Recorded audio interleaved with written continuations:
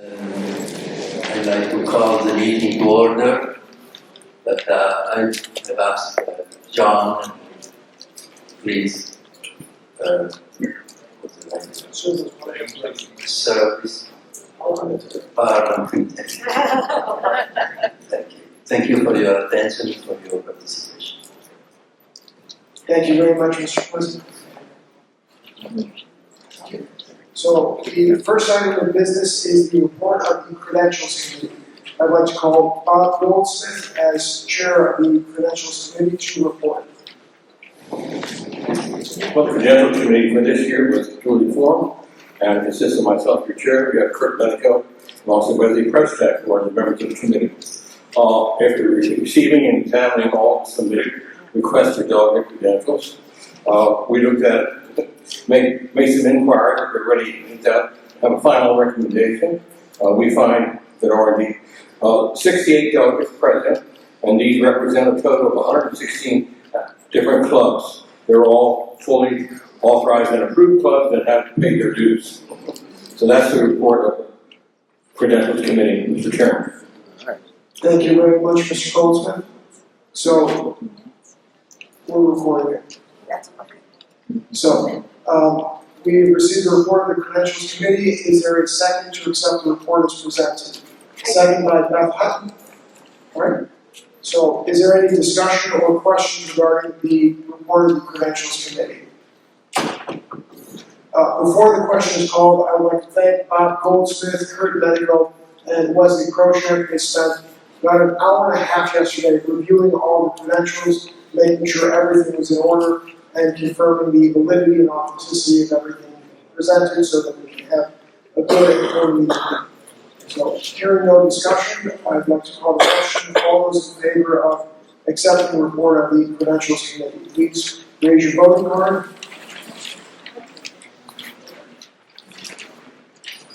Thank you. Please lower your cards. Are there any opposed to the report? Are there any abstentions? Motion passes unanimously. Thank you, Mr. Goldsmith.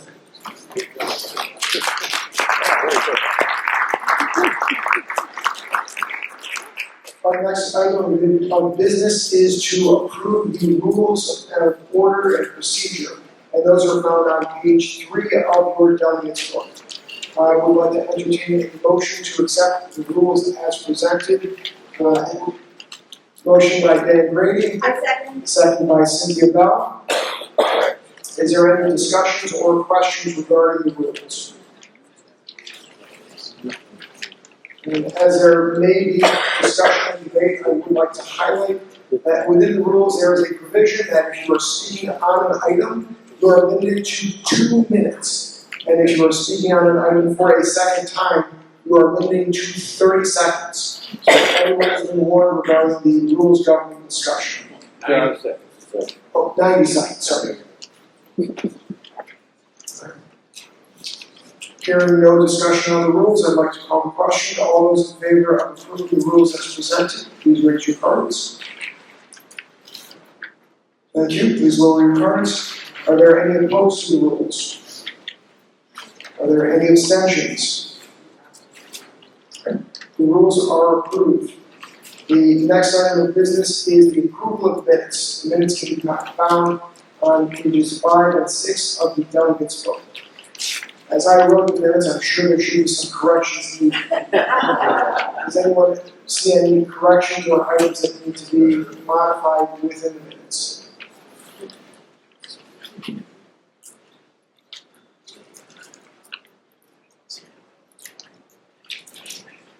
Hearing none, then the minutes stand approved as printed. The next item is the Executive Director's report. So I'd like to call the Executive Director to present.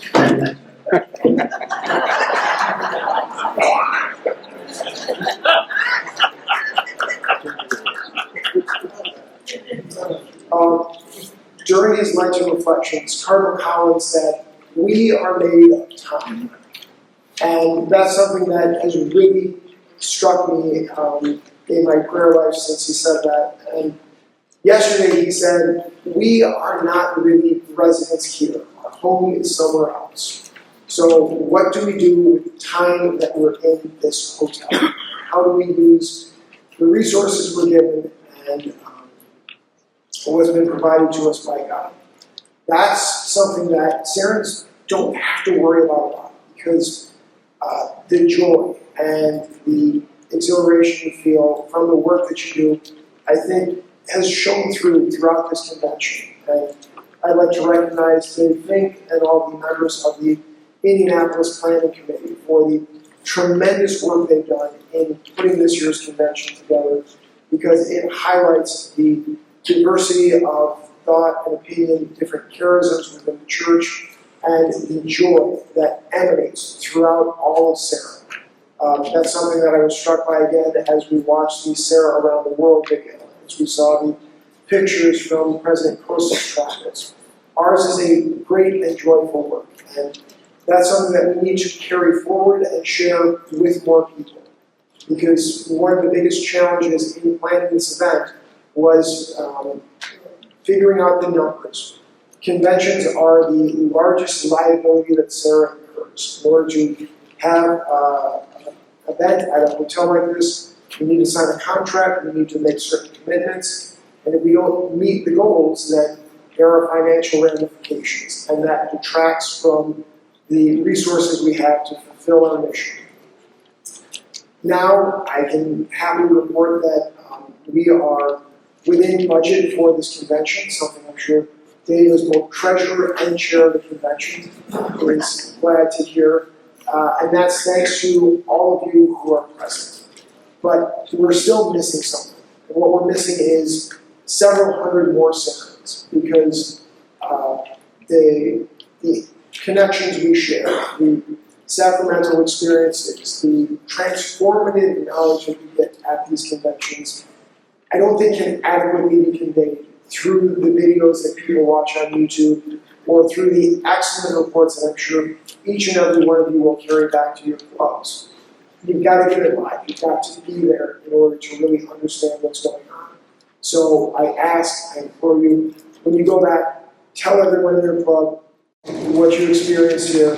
Ask them to be a part of it next year. I know Rome is an exciting and amazing trip. It's also a little bit further for most people here than Indianapolis is. But coming to these conventions helps strengthen our organization. We're also strengthened and supported by a tremendous staff. Last year, we added one new person to the staff, and I say new in quotes because that was Ann McCormick, who returned on July 1st as our Director of Communications. And originally started with Serra back in the 1900s. She's got such a wealth of information about what we've done, what's worked in the past, and what we can improve on. And she's done a tremendous job, not just with our printed communications and the emails that go out, but also in enhancing our social media presence.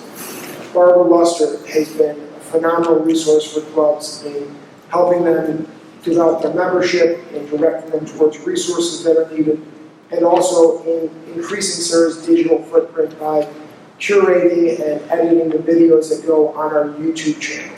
She's made a number of different playlists, so at probably by the end of July, I'm going to give her some time, you'll be able to go to the Serra YouTube channel and there will be a playlist with all of the videos from this convention. So when you're sharing with your clubs, well, I saw Father Eric and he had a great talk and I want you to see it, you can then send them the link and they can get it and understand why it's so important to come to these events and share the joy of being at a Serra convention. Giovanna is not here, she's manning the registration table, but she is probably the beating heart of the office. For most people, she is the first person you talk to when you call. She answers, she processes our mail, she assists people with technical questions regarding our constituent management system called Express, and she is always willing to go above and beyond. And also our second newest staff person, Paul Slomsky, has come on and he's done tremendous work for the foundation. On July 1st, the foundation held its first ever Give Day. and we set a target of raising $40,000. Then, around 9 or 10 a.m. on that give day, we realized we'd exceeded that, and we set a stretch goal of $45,000, and we exceeded that. And Paul said, we're not going to set another stretch goal. And that's good. He understands limitations and everything else. But his efforts have helped to professionalize the fundraising of our foundation and will help Serra grow into the future. So we have a great team in the office that is supported by your dues, and we're thankful for the sacrifices you make to enable us to give you that support. But the work that's done in Chicago really means nothing if the clubs are not out there and engaged and aware of the latest and greatest programmings. So the work of Serra is done by the clubs, and I would just like to thank each and every one of you for the effort you make to make your clubs better. Thank you. God bless.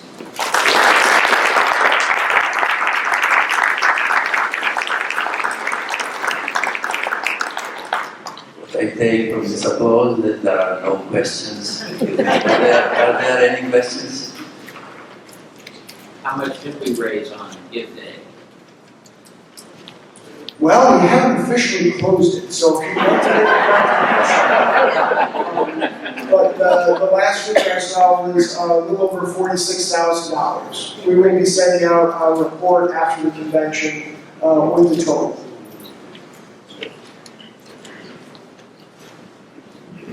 Oh, if there are no other questions, I'd like to personally thank you, John. And what I think and feel about John is what they said earlier today in the state of Serra speech. Thank you, John.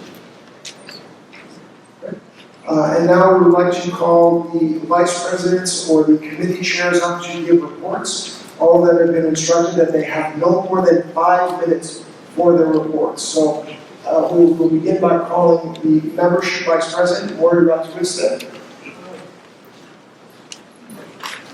5 minutes. Whoa! Good job. That is just to wake you up.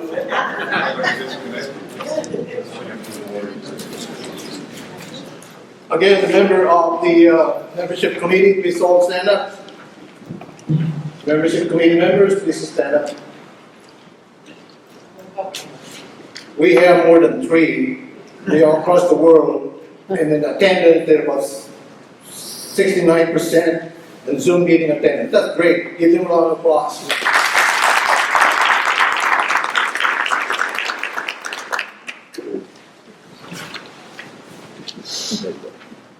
All right.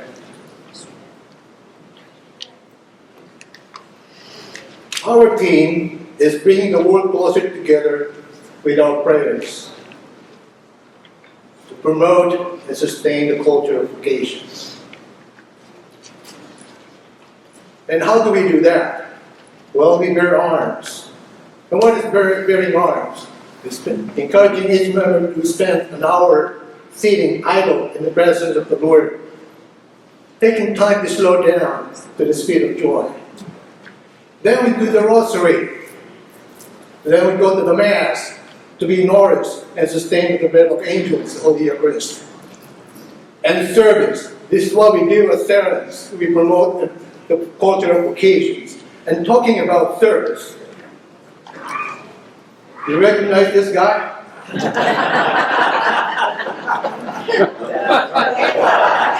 Big round of applause.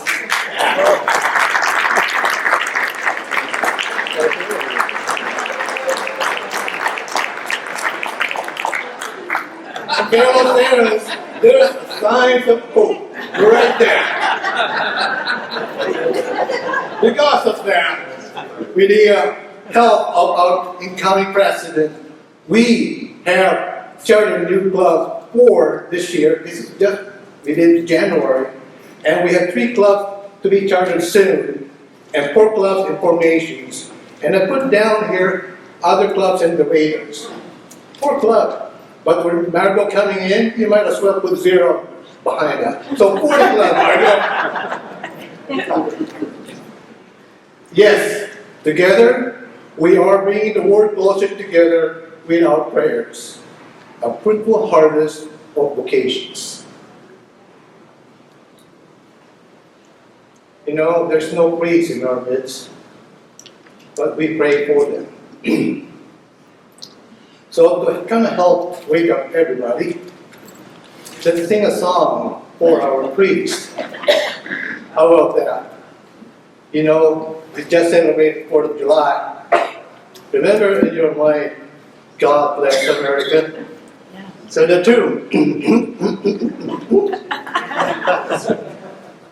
God bless all our priests who bring Christ to us and bring Christ to Christ to the scriptures and sacraments. They guide us, they confirm us, and absolve all our sins. God bless all our priests. God bless all our priests.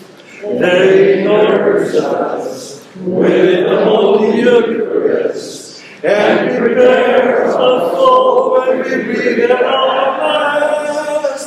God bless all our priests. God bless all our priests. God bless all our priests. God bless all our priests.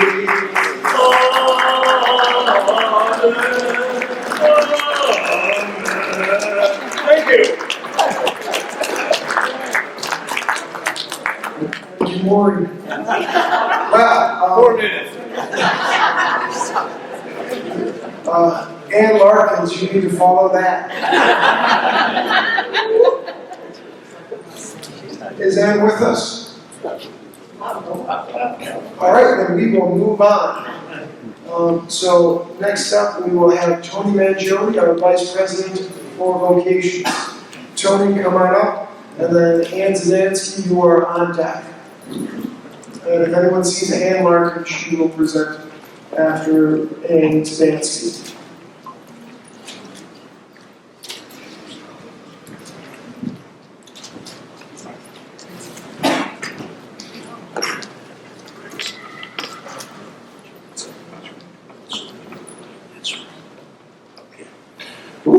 I gotta follow that. As you heard, Tony Mangione, a longtime member of Serra Club of Toronto West, and it's my privilege to provide a summary report on vocations activity around the world. I have a more detailed report that I presented at the breakout session for vocations, and if any of you want a copy of that, please reach out. And my email address you can get from either John or Ann McCormick or any of the office in Chicago. So on behalf of myself, Warrior Lady, Felisa Pullen-Barrett, and Rick Jackson, the following is reported. SI councils in the regions, VP vocations could continue to be very busy. I received reports from 6 of 9 councils, and then also 11 regions around the world, including Cologne, Germany, Australia, Brazil, Hong Kong, Macau, Mexico, Central Nigeria, Paraguay, and a lot of uplifting information was submitted. And all Serrans are encouraged to read. I'll be circulating all of this after this convention. We continue to focus on 3 goals. Encourage Serra clubs to host events which plant and nurture vocation seeds and increase Serra awareness. 2, encourage Serra clubs to step beyond their comfort zones and try something new. Promote regular, close collaboration, obviously, with bishops and vocations directors and your pastors and your priests. There's the standby, the SI Vocations Manual suggested events. Call My Name, Life Awareness, dinners, lunches. I won't go through all these bullet points because, again, they are in my report, which I will circulate. The invitation, challenge coin, etc. Raising awareness of Serra and its amazing ministry continues to be paramount. Parish Vocation Committee is something that could address the 3 goals that I just spoke about. Again, it takes human resources, it takes cooperation from your pastor. Serra should support the parish rather than rely on the pastor to be doing a lot of this. So again, it's very important that we help out where we can. Of the 3 goals that I mentioned earlier, I had one club, and that was the UK club, that was very sincere in their response to me on this. And they said, unfortunately and yet understandably, due to the numbers and age profile of many clubs, pursuit of the second goal, and if you remember, the second goal was encourage Serra clubs to step beyond their comfort zones and try something new. Is much more challenging for them. Therefore, focus on prayer as primary activities from conducting parish vocations masses, Eucharistic adoration for vocations, rosary for vocations, stations for vocations. Again, the importance of prayer. We are prayer warriors. As Emanuele said earlier today, we are ambassadors of. So we're very committed to vocation affirmation of priests, deacons, sisters, and seminarians. Some notable events since my last report. Great Britain has a program that's called It's Only a Game. It's a school project where they go into the schools and they actually tie it around vocations, not only vocations awareness of a priest, religious. So there's a lot of fun that goes with that. And our job is the job of planting seeds. One of our speakers said today, yesterday, that our job is not to pray for vocations in the sense of planting the seed. Well, the seed is already there. Our job is to nurture it, to make sure that it comes out. And how do we do that? And the old, have you thought about being a priest? Have you thought about being a nun? We got a new way of approaching that. And that is, we see you at Mass. We are so grateful that you're here. We see your dedication. We see you love the church and promoting and nurturing it in that way. The Serra Club of Cologne, Germany is doing pilgrimages to spiritual sites. I guess if you have a club that's tight enough and the areas are, within reasonable distance, that's a wonderful idea. The Serra Club of Taranto, Italy, cultural activity. The family is so important to vocations. You often hear that your dinner table is the first altar. And 30 seconds, Tony. Sorry? 30 seconds. They have a program called The Beauty of Marriage, Cradle of Vocations. The U.S. Council of Texas, Vocation of Dallas-Fort Worth, Vocations Awareness Program. You heard about the Ordinary Dinner. Hong Kong did a Mother's Day luncheon to 120 religious sisters from 17 orders. So again, if you want more information, you can get my email address, and I'll be more than happy to share it all with you. Thank you very much. Thank you very much. So communication, what is it?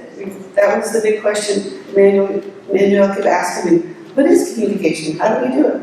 We have websites, we have emails, we have Facebook, we have all this stuff. How do we make sure people are seeing it? It can be beautiful and wonderful information, great PowerPoints, but if nobody looks at it, what is it, And if we don't have good communication, just like with a marriage, the company can't succeed if people aren't communicating. And now how do we communicate? We have all these countries, all these languages, all the different social and political issues to have to deal with communication.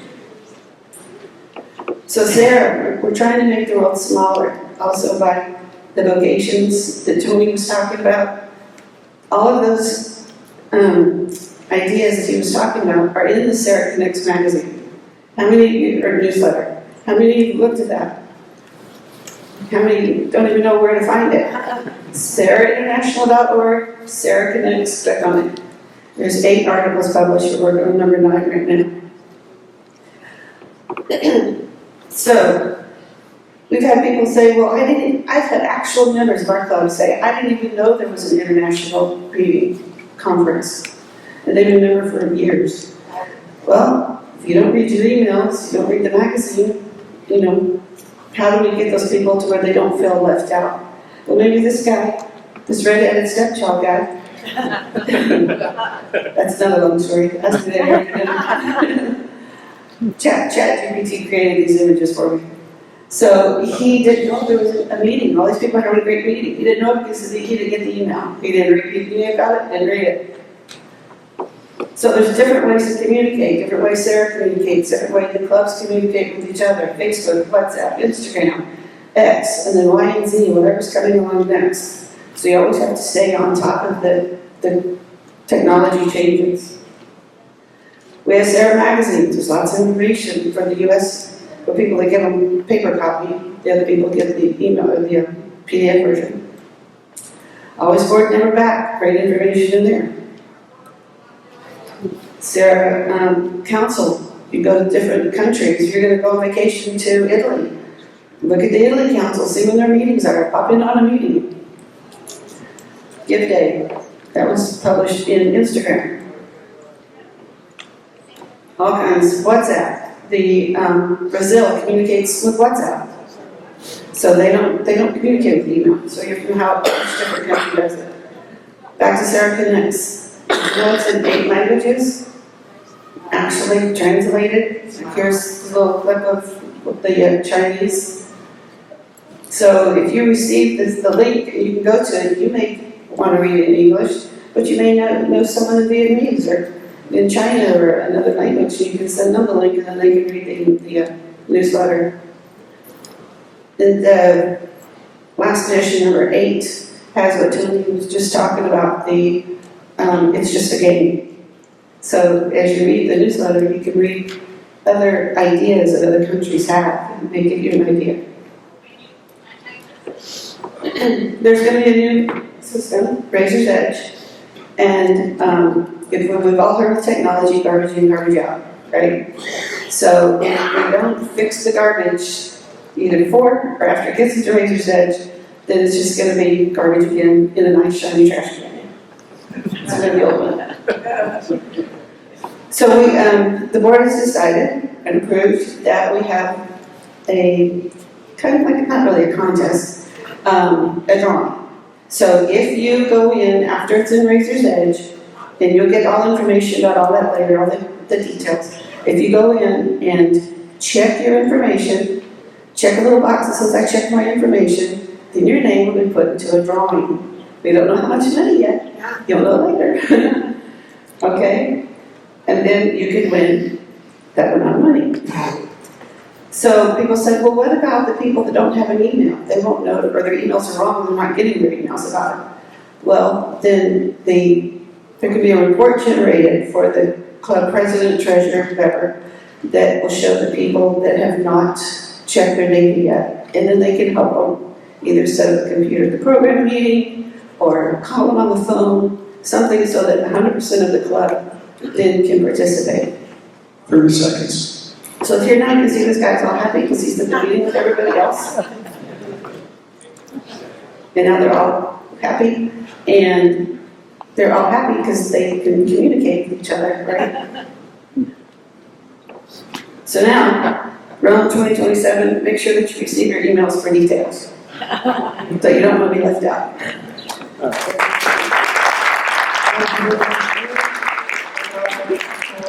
Let's President Ann Garvin's for her report.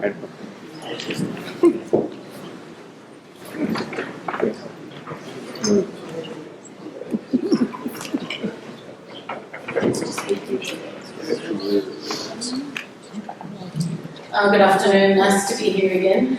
I'm feeling I'm a bit reported out at the moment. So we had a very good session with the programs group in the afternoon. I went through the material that I'd received from some very complete responses from a number of countries. I'd like to be in contact with more. There's some of you I haven't been able to make contact with, so I'll try harder. Maybe phone calls will be better for a start. I know Sarah's got a lot of messages, and I know some people aren't all that comfortable responding in English, so I'm here to say I'm happy to consult by phone call as well and to take notes, so I might try that. So in terms of VP programs, I think there's a lot of really good work being done all around the world. So I've reported on a number of those programs in my written report. Does that go? No, okay. So I think a lot of that is alive and well. The things that I suggest that we focus on for the coming year in programs, one is doing work with the permanent diaconate, because when we visited the cadastry for the clergy last year, the prefect did ask us to concentrate on permanent deacons. We kind of in Australia had contact with permanent deacons, but we hadn't really made them a strong focus. There were a lot of programs out there that we looked at for them.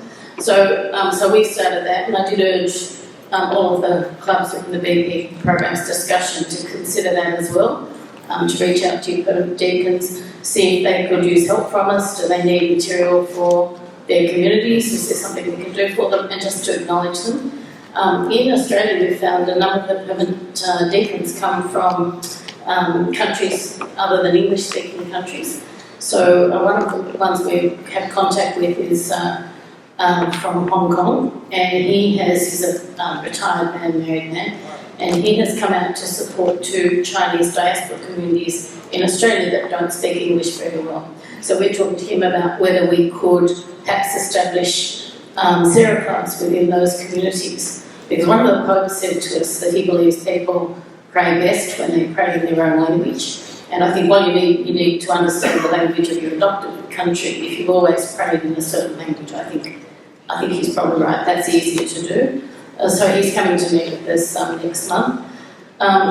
So I'm not quite certain. The Archdiocese at Melbourne has made a statement about permanent deacons. I'm not sure whether all archdioceses have, because I think the program is not necessarily as well established as what it will be. The other area for that we've looked at is to have greater engagement with young people, either in things such as altar service awards and celebrations for gatherings. I think some of the clubs have very big gatherings. One of them I think had nearly something like 500 altar service awarded all at the one, covering 61 parishes. In my club, we've done it in smaller numbers. We've gone to one of the parishes that we're very friendly with. We go to, on Saturday mornings, we go to 12 different parishes a year. We hand out vocations prayer cards, and we ask the congregation to say the prayer with us. That works very well. We've been doing it for about 15 years, and people say, oh, I've got the card you gave me last time. And I say it every day, which is fantastic. So I think we're looking at engagement with younger people to consider them as future members of Serra. 2, because we know that in a lot of seminaries, when people have asked the question, I think it was Cardinal Collins who told us in one seminary he went to, he was asking questions about what encouraged your vocation, and I think he told us something like 63% had been altar service. Now that's perhaps a different time gone by, but I think it does also tell you the young people that have got a commitment from a very early age. And I'm trying to think what the other focus we have for the year is. In terms of Australia, generally we're looking at upgrading our website, because we want Our website's been a bit stagnant and old, and we want better communication. We want to try and build a database of our Club 31 people. We don't have a huge number of members, but we do have a lot of people that support our efforts, that will come to our functions, that will give us money, all of those things. So we're actually trying to see whether we can expand that focus as well, and that's taking us quite a bit of time. We have the opportunity to... 30 seconds more than Sorry? 30 seconds. 30 seconds. We have the opportunity to establish 2 or possibly 3 new clubs where we've got very strong support from the bishops in those areas, so that we're very hopeful about that too. Thank you.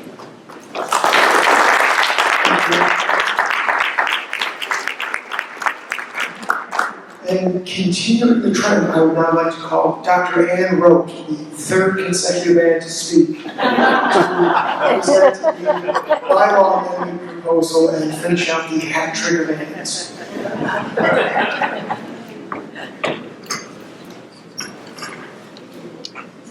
Thank you. Some of you have not heard the backstory about the bylaws proposal, and just to sort of refresh for those of you who have and inform those who haven't, it was in October of 2025, and I was invited to speak at a clergy and religious appreciation dinner, and prepared a PowerPoint, did a wonderful talk. Afterwards, nuns coming up, little nuns coming up saying that was great. A couple of priests and some Dominicans came up, and then I looked across the room, and my PowerPoint was still up there, and the slide that was showing was my last slide, and it said, Lafayette Serrans, waiting to serve all our priests and consecrated religious.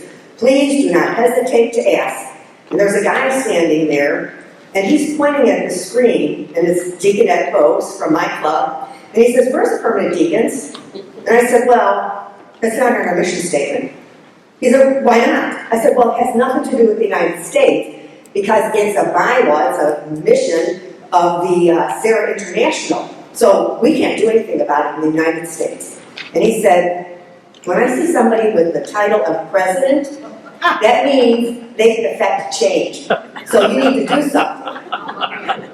Well, that wasn't helpful. And I got out of there quickly. But you know what? God always has a different plan. And every time I went to Eucharistic adoration the following week, there was God saying, what about the permanent deacons? And I finally got fed up and thought, let's find out how you make a change. Researched that and then decided, you know what, we can do this. And I asked our region directors in the United States, we've got 9 of them, I asked them, give me some deacons, give me some contacts so that I can get this thing going. And I was so blessed to get a contact with Deacon, what's his name? Oh, Deacon Philip Jackson from the Diocese of Galveston, Houston, who had a Zoom meeting with me and walked me through everything with the permanent diaconate, gave me names of others, gave me all the resources I needed. So we went back, we wrote something up, and I sent it to Deacon Jackson, and then Deacon David Flynn, too, who was very, very helpful, and then my own Deacon Ed Bose. We wordsmithed that a little bit, and then I sent it to the U.S. Council, because it's not enough for me to present something. It needed that backing of the U.S. Council, and I'm happy to say that almost unanimous, the U.S. Council said, let's move this forward. So we sent it to the Serra International on the Feast of St. Stephen, Deacon and Martyr, and I got an email from Emmanuel who said, can we chat? So I chatted with Emmanuel, Maura, and Margot, and did a little more wordsmithing and sort of clarified some things, and they sent it to the bylaws committee. And Kurt Medical was very kind and said, yes, but it's not a bylaws change, it's a constitution change. And that means that we need a 2/3 majority of the delegates present at this meeting to make that happen. Our clubs are already praying for permanent deacons. I think when our founders met, all back in 1934, remember the permanent diaconate had sort of gone quiet for a while, so it was quiet at that point in time. And when they met, I'm sure if they met today, they would put permanent deacons in there, Because the reality is, we need permanent deacons, we need them for everything that they do to serve in our parishes and to serve our priests. Most countries in the world have permanent deacons, some maybe not as many as the United States, but it's something that is critical to our mission. So the bylaws change that we're proposing is just adding one more bullet point to encourage and affirm vocations to the ministry of the permanent diaconate in the Catholic Church. Now, someone's going to ask me, why do you have it second? Because what's the sacrament that they receive? It's holy orders. There's 3 orders within that: bishop, priest, and deacon. So actually they fit very nicely in that second bullet point. And that's where we really think that they belong. So praying for an increase in the permanent diaconate is something that is really critical to us as Serrans, and we need to be doing it. When we look at our Catholic tradition, when we look at Catholicism, and we say, okay, so how does this fit? Does this fit with us? We want to look at 3 things. We want to look at Scripture, tradition, and the magisterium. Scripture, we have the scriptural basis for the permanent diaconate in the Acts of the Apostles. What's our tradition? We've had permanent deacons. Back in the early church, they were very critical in evangelizing and in the baptism ministry. If we look even further, we can see it foreshadowed in the Old Testament when Moses' father-in-law, Jethro, said, "What are you doing? You got to get other people to help you. Get these guys going and let them take care of the people." And then finally, the magisterium. Ann Larkins just said it. God bless her for just saying it. When the SI Executive Committee visited the dicastery of clergy, which were aggregated to, they said, "What are you doing for the permanent diaconate?" So we need to do something for the permanent diaconate. And this particular bylaws change, it's a bylaws and a constitution change, will accomplish that. And we can begin really working, praying, and affirming the permanent deacons. Thanks.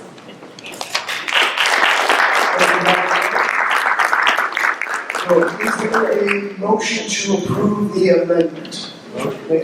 Motion by Anzanansky, second by Evelyn Manawa.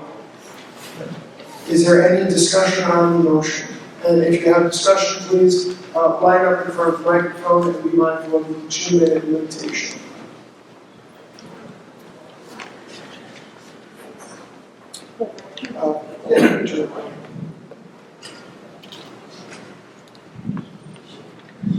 And when you come up, please state your name and your client. Yeah, I'm Kathy Michaels from the Wichita Club. And I have a letter from the president for 3 clubs that I have the votes for this evening. Regarding the impending vote for the Serra mission statement, we wish to explain why our vote would be recorded as no. We understand the ancient history of the permanent deaconate and the modern day importance as well. In fact, it's important. We wish we had been even more time for prayer and discernment. That said, we're concerned for the following 3 reasons. 1, time and resources spent recruiting and training deacons may mean time and resources diverted from identifying potential seminarians. 2, young men might inadvertently be dissuaded from the priesthood or being married cleric as seen as a viable alternative to priesthood. 3, an emphasis on the diaconate may seem like an answer to priest shortages, but distracting from the work of Serra Club and similar organizations to further priestly vocations. Our clubs will support the Serra International regardless of the outcome of this vote. Nevertheless, we want you to consider our no votes as cautionary response to permanently altering the course of this organization. Thank you.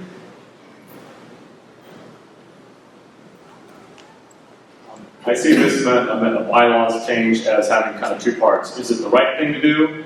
And being completely aware of all the implications of that. If you've ever seen a publication for Serra International, It has our objectives there. There are 3 objectives, and it's in every one of those things. So just be fully aware that when you make a change, those are all going to have to be redone. That's not to say it's not worthy. That's a separate idea. You want to make sure that you cast your vote based on the worth of something, and the other things can be taken care of. Thank you, Jim. Michael Bragg from the Club of Toledo, Ohio, and past president of Serra International. And I'm fully in support of affirming deacons. We have a deacon appreciation dinner. I think the intent of the amendment is very good. I'm actually personally opposed to it, however, as an organizational and constitutional issue. In 1986, this is actually in our policy manual for Serra International. There's actually a section that talks about when women were admitted to Serra International, God bless, what a wonderful thing. The issue came up, what should we allow religious women to join Serra International as well, now that women can come in? And it was decided, no, that wouldn't be appropriate because our mission is to pray for them, not for them to be part of Serra and make a distinction between the two.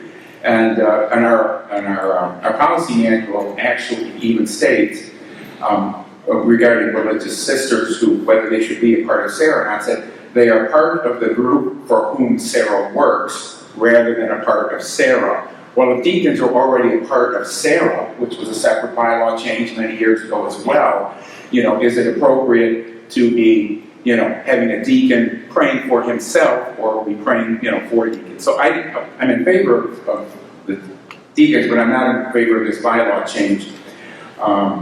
It just says the International Board believes that the amendments were not intended to change the basic concept. It believes a large part of Serra's effectiveness as its nature is to be a non-consecrated lay organization which works for vocations apart from its members, and that the members should be part of it. So it was really a different question because we're talking about religious sisters, but the issue is still the same.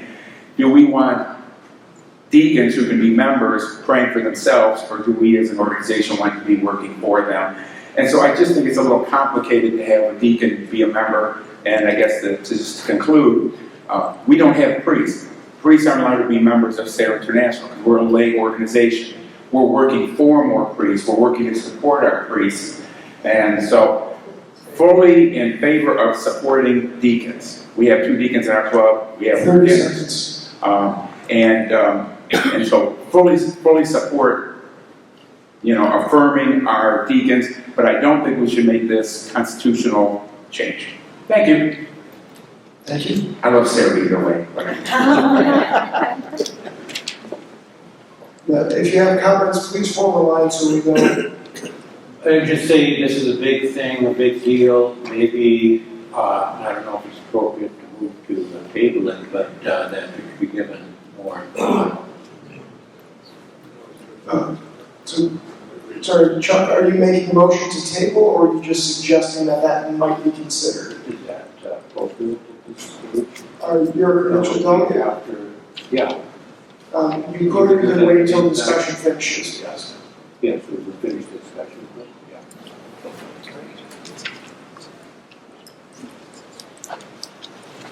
Hello, my name is Art Berkemeyer. I'm from the Serra Club here in Indianapolis. I've had a couple of deacons ask me why we don't include them in their prayers. Something you might have not thought of. Do we as Serrans want the deacons to support us, to accept us, and to help us in our work? If we reject them, why should they accept us? Thank you.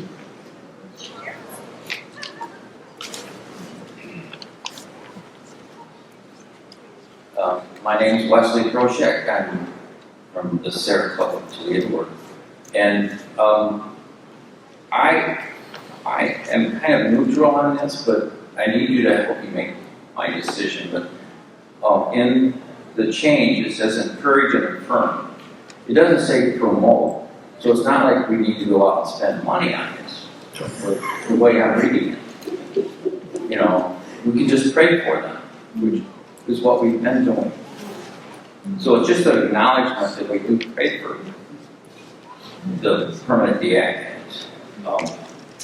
But also, like Mike had mentioned, that in the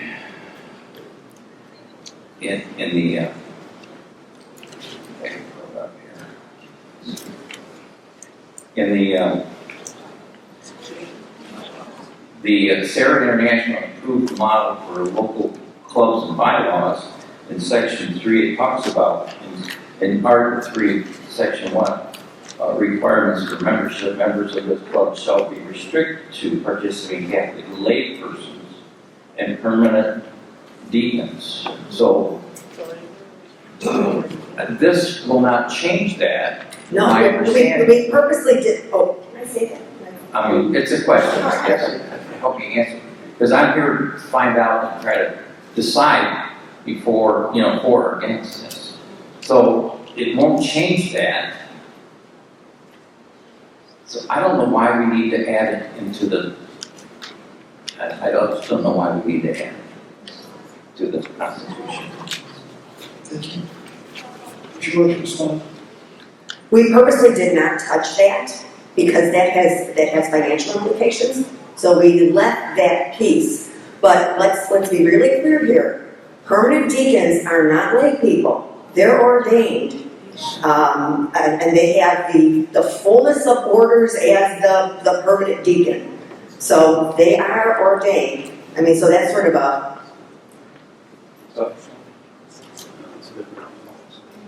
And the other thing is, why don't we include marriage? That's enough. Someone else can take that one out. We could add a long list here. I know. Yeah. Thank you. Hi, I'm Al Jarvis, president of the New Charlotte Club. So, probably within 2 or 3 weeks after I was president, I actually met with the director of the permanent deaconate in Charlotte, and we have 45 parishes with no deacons. That seemed to me a lot. And the other thing I remember reading in the Catholic Register, National Catholic Register, about priests leaving because they're burned out, they're lonely, and I'm thinking back and looking at it, and it's like, I think we need to support this just simply because the deacons help the priests out. So I support it. Thank you.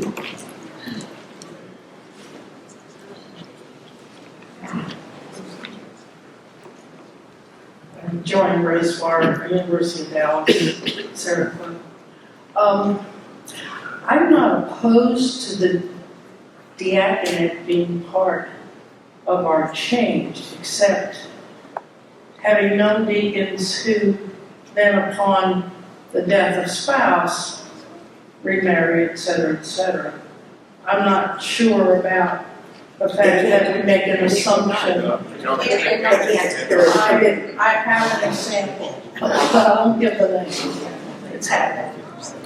But they're no longer deacons. Right. So I understand that part too. So I mean, the conclusion, it isn't an obvious bridge to the priesthood, is what I'm trying to say. But it is of essence to our church.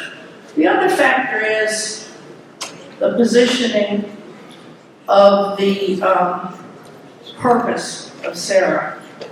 And I take exception to being item 2 and not item 3, where you have the consecrated women that take minor, come in the 3rd place. Am I being sexist? I don't think so. We're talking about dedication of a life, and that woman has already done that. And that gentleman may or may not. So I don't like the positioning above religious women. Thank you. And if anyone else has comments, please line up just so we know how much longer the discussion will go. My name is Steve Dominy. I'm the district governor from 1E. I'm also the Spokane Club president. You're gonna need to be closer to the mic so we can hear you. We talk about a lot of things, points that you might hear at meetings, business meetings, church, but I want to make a couple points that I think go beyond it all. The Second Vatican Council talked about permanent diaconate in the 60s when the diaconate was established at the time after Christ. So this is something that the church thinks it's important to have. As Ann said, those men have holy orders.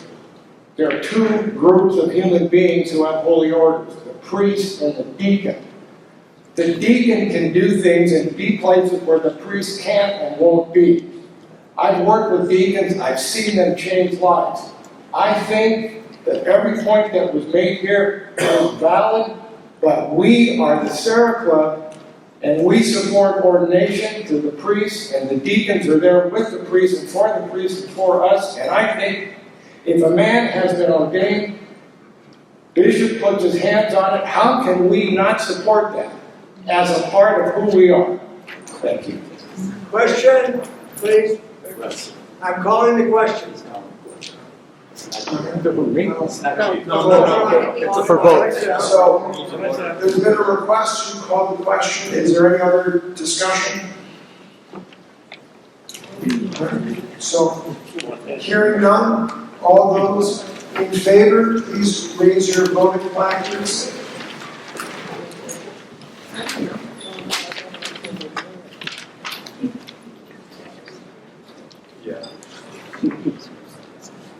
Steve, yeah, oh, you're going to get a card.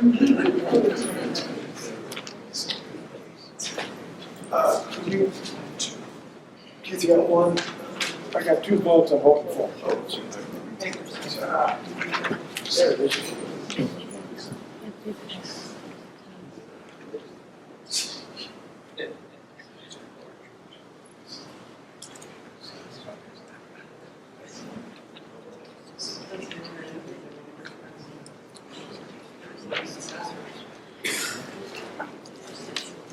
Al, could you lower your hand? I can't see the cards behind you. Thank you.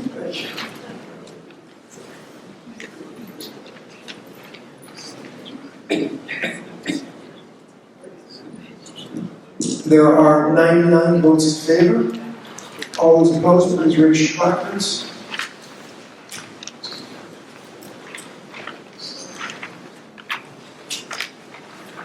There are 12 opposed. Oh, sorry, I didn't catch you. How many did I show? 13 opposed. Are there any abstentions? Just me. 2 abstentions. 2. So I received more than 2/3 majority, the motion carries.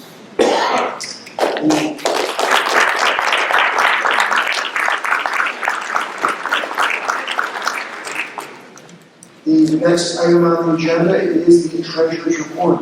So I call Serra International Treasurer David Fay.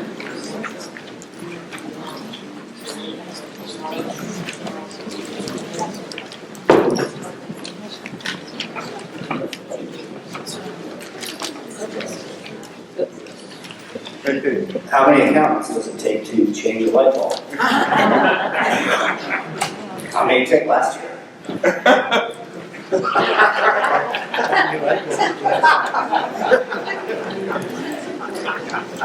Okay, I'll refer to our audited financial statements, which appear in your delegates book. We again received a clean audit. That's good. No exceptions at all. I'm just going to highlight a few things. Cash was up from the prior year by $75,000. About $36,000 of that can be accounted for by a decrease in prepaid expenses. I'll draw your attention to 2 items on the balance sheet. A right of use asset that's a little over $400,000, and a lease liability, which is $445,000. Those have to do with our new lease and our new space in Chicago. Those will decrease over time, over the life of the lease. If we look at the income statement or the statement of activities, Dues are right in line with what we would expect with the prior year, thanks to the great job by the committee, the convention committee for the Kansas City convention last year. We're healthy as far as the convention expenses go. Same with the rally, so we're doing a good job there. And as always, if you have any questions at all about our finances, you can call or email me anytime, and I'm happy to answer your questions. Other than that, we have produced what will become a proposal to you sometime probably in the next year for dues amendment. What we're doing is trying to make dues more predictable for the international councils so that they'll be better able to budget and know what to expect. So if you have any thoughts as far as your dues go, if you're an international council, please contact me. I think that what we have already, thanks to our president, Emmanuel Costa, the policy that we'll be proposing is not a radical change, don't worry, but will just provide more predictability and more stability for the folks in the international councils.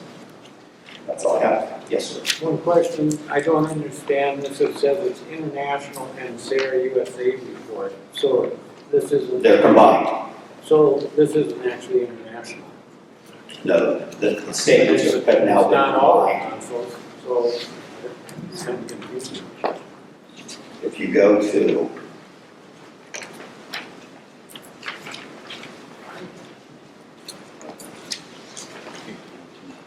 It's page 19 of the audit, page 29 of the Delegates book. You can see the breakout between Serra International and Council.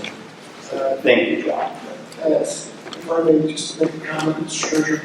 So the state of Illinois requires that any nonprofit with over $300,000 in receipts be audited on an annual basis. And both Serra International and the U.S. Council, and hopefully soon the Foundation, fall into those categories. But in order to reduce the audit costs, we do a combined audit of both Serra International and the Council at the same time.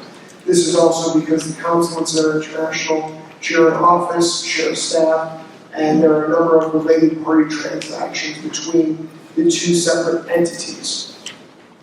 But you can see the breakout between the two entities on page 19 of the audit, 29 of the Delegates book. Thank you. And the following page. Any other questions? Thank you.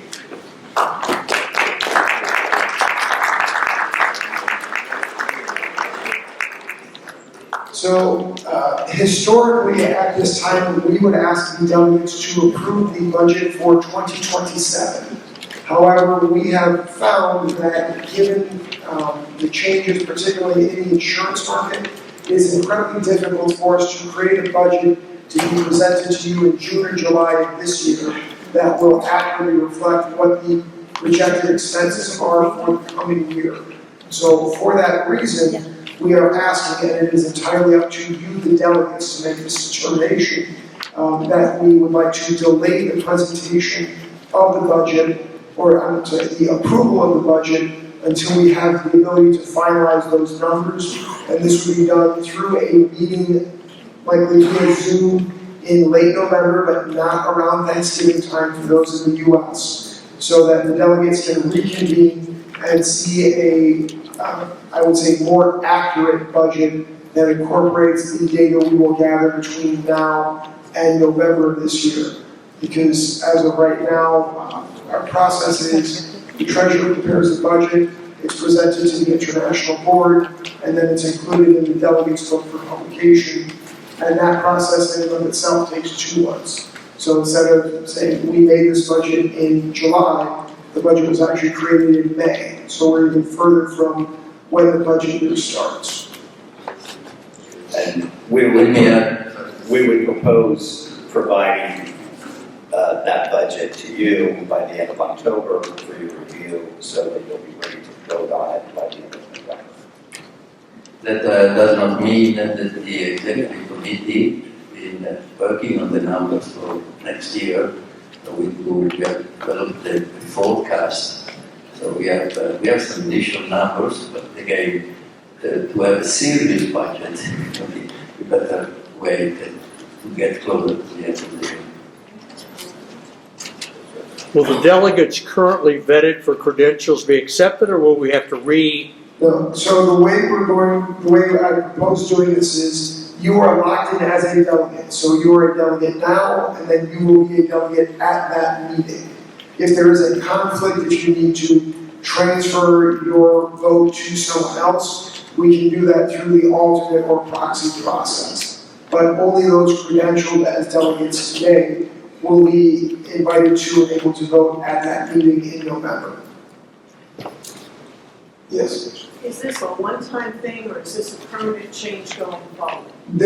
Well, again, it's entirely up to the delegates because you have the authority. But I would propose making this permanent going forward. That said, if you look on page 31 of your delegates book, you'll see that we have done our homework. We prepared both a 2027 budget and a 2028 forecast. So we are showing you what we expect to happen. But as President Costa said, we'd like to approve a serious budget and we'd like to have the actual numbers. So there are occasionally things that come up, like a symposium that needs to be funded, or a program, or a change within the staff that would have budgetary implications. That said, this does not change the dues. The dues can only be changed by amendment to the bylaws. And quick note on that, the executive director forgot to mention in his report. Serra International has a policy of evaluating the dues every 3 years. Dues were last increased in 2023, and it's now 2026. The boards of both Serra International and the U.S. Council have made the evaluation that the dues increase is not required this year. That does not guarantee that there will not be a dues increase between now and 2029, but based on current projections, that does not seem necessary.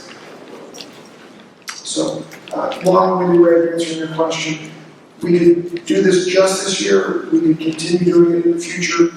It's up to the delegates. The goal is to make the budget a useful tool for the board. So the better information we have, the more accurate information that we have, the better the tool can be. Otherwise, what you get is, what was it last year?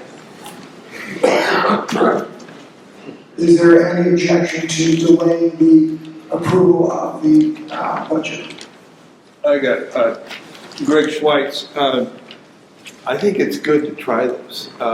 So you should do it now and see if it works this year. And if we do it again next year, great. But I know there's a definite problem of trying to extend, really project a reasonable budget this far away from when the actual thing's going to happen. So back when we had our fiscal year was tied in to more of our operational year, it made sense for us to approve a budget at this meeting, much more financial sense.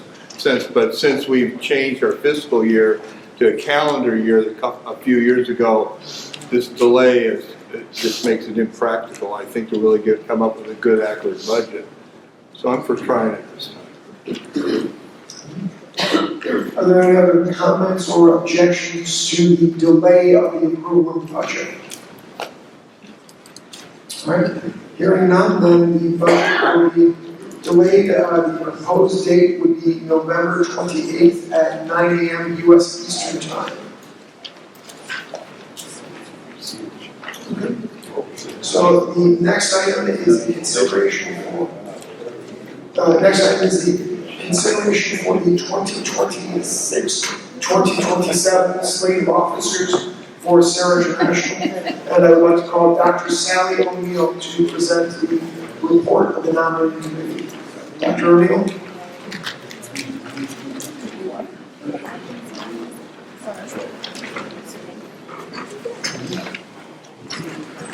Good afternoon.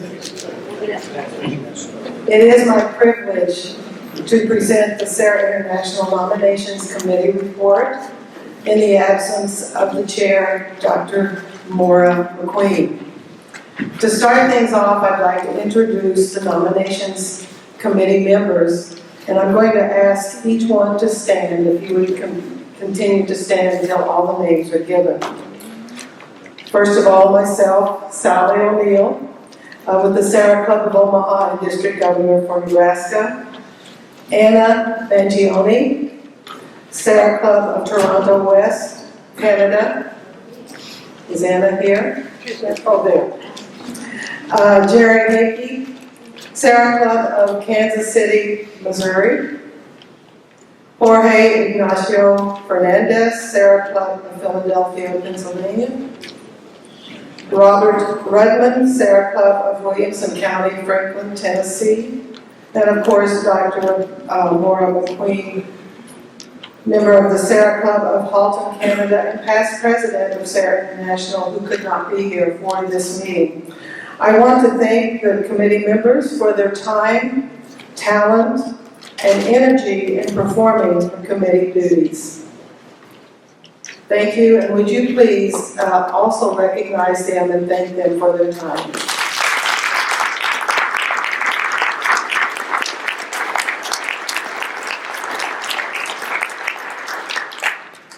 Just briefly, I'm going to share with you how the committee came up with the slate of officers.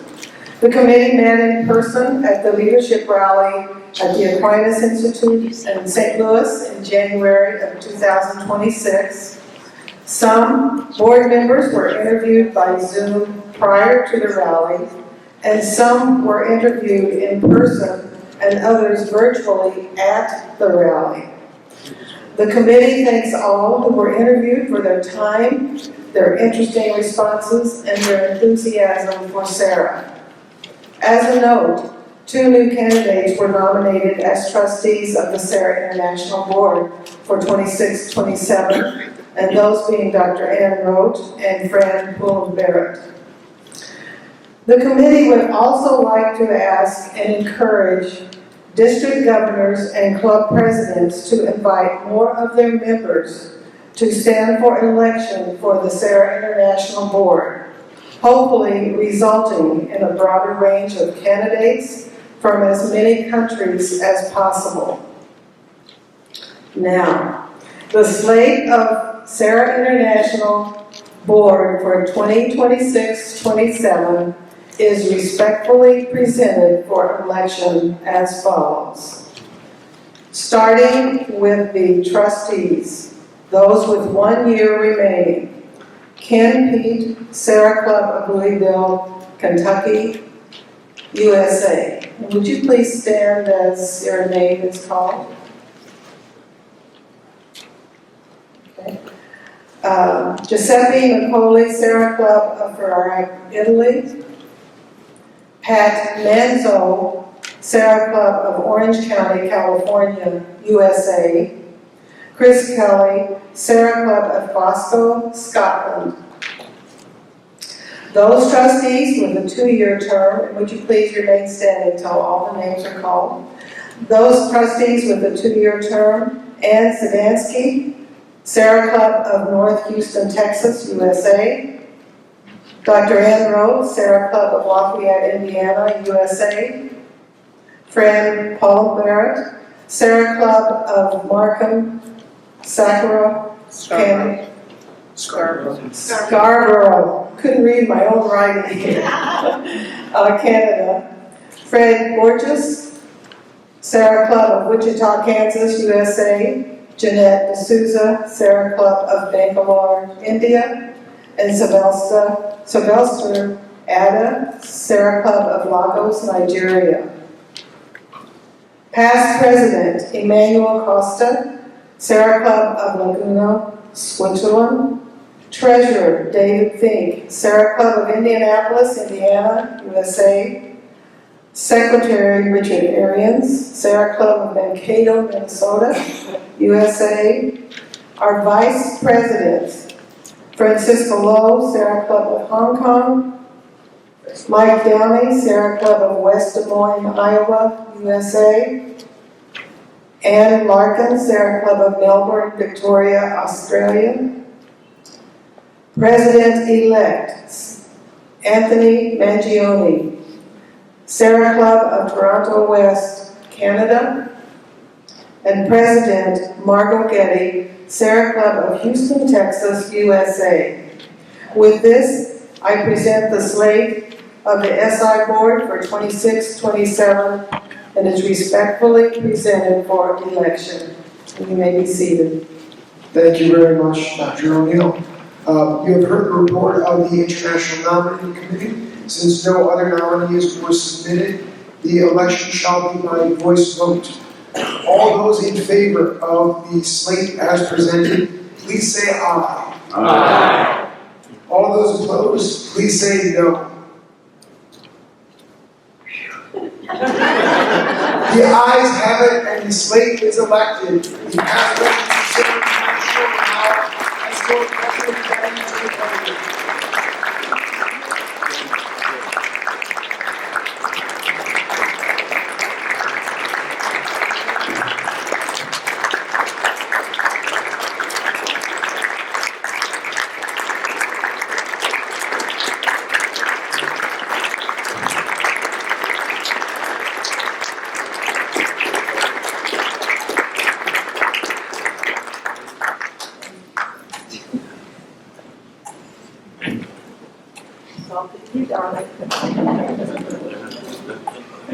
We have a few announcements before adjourning. Mass this evening will be at St. John the Evangelist at 5:30, and we have 30 minutes to get over there, provided there's no other business. Is there any further business? Motion to adjourn. Second. There was a motion to adjourn by Hayes, seconded by Bruce Mallory. All those in favor? Aye. Thank you very much. This brings the business meeting of the 83rd Convention.